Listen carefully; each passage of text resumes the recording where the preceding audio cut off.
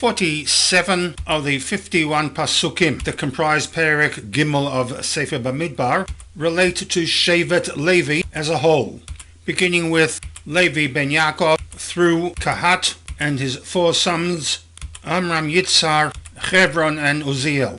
There is, however, an interesting set of four pasukim that sets the tone for Perek Gimel, the relationship between the entire Shevet and the descendants of Aharon. From Pasuk 5 to 39 we have the actual Tolvot Levi, the sons and the grandsons, the census of the Bechorim at the time, and the replacement of the Bechorim as religious leaders with that of Shevet Levi.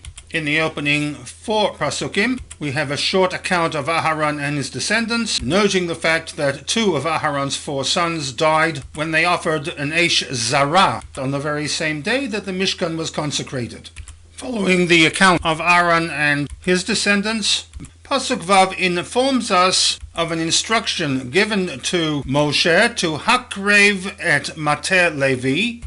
Hakrev with a shorish of Kuf Resh Bet, to sacrifice, to present, to approach, or in this situation, to bring close. Hakrev et Mateh Levi, bring the entire tribe of Levi, V'hamadata Oto referring to the tribe, and present it, the tribe, according to Kaplan, Lifnei Aharon HaKohen, to Aharon the Kohen, and place it, suggests the Hirsch Chumash, place it in terms of placing them at the disposal of and under the controllership of Aharon, while the Gutni Chumash suggests a literal reading of V'hamadata Oto, and stand them before Aharon HaKohen, because their role is to V'shertu Oto.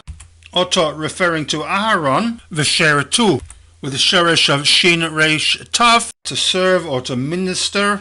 Their role, as the Perek unfolds, was to replace the Bechorim as religious functionaries. From now on, they were to become the group that was to carry out the religious duties relating to the Mishkan.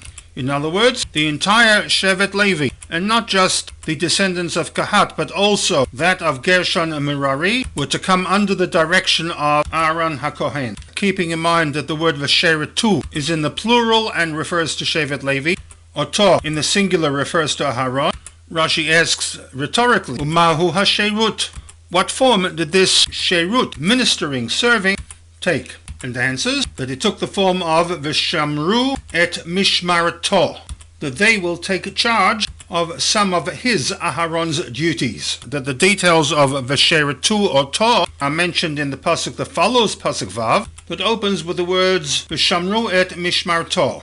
We hear once again the verb V'shamru is in the plural and refers to Shevet Levi, Mishmarto in the singular referring to Aharon, that they, Shevet Levi, will take responsibility for some of the duties and responsibilities that rest with Aharon. Rashi here is referring to the obligations that HaKadosh Baruch Hu gave to Aharon, recorded in BAMIDBAR 18:1, that Ata ubanecha ubeit avicha itach, along with the entire Shevet Levi, shall carry the sin, or in other words, take responsibility concerning the violations of the sins regarding contact with any unauthorized parts of the Mishkan. The broad generic term used is the Avon HaMikdash. A second category of potential violation of the sanctity of the Mishkan was that of the Avon HaKohanim, where members of the Shevet Levi, aside from Aharon and his descendants, the Kohanim, would attempt to illegally participate in those segments of the Avodah reserved for the Kohanim. V'ata ubanecha itach, you and your own children, your own descendants, shall take responsibility for, in other words, making sure that there should not be a violation of the Avon Kuhunatachem, of sins relating to the Kuhuna specifically, by other Leviim.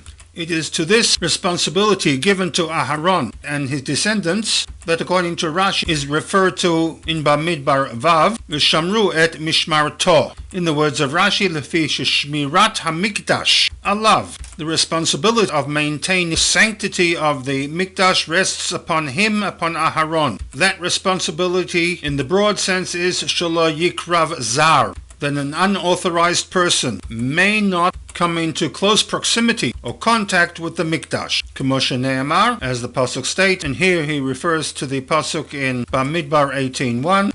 Ata ubanecho beit avicha itoch. You, your own descendants, and the entire household of your father, referring to the family of Kahat, tisu et avon hamikdash, must carry the responsibility of any sin resulting in the desecration of the sanctity of the Mishkan. Obviously, Aaron himself, nor for that matter his immediate family, would have the manpower to carry out this responsibility alone. Therefore, v'halavim halalu mesayinin oto, these Leviim, in addition to the direct descendants of Aaron, would assist him, and zuhi hasheirut, and this is the sheirut referred to in pasuk vav, v'sheirutu oto. They shall minister to him, they shall be at his disposal to assist him in the fulfillment of his duty in maintaining the sanctity of the Mishkan.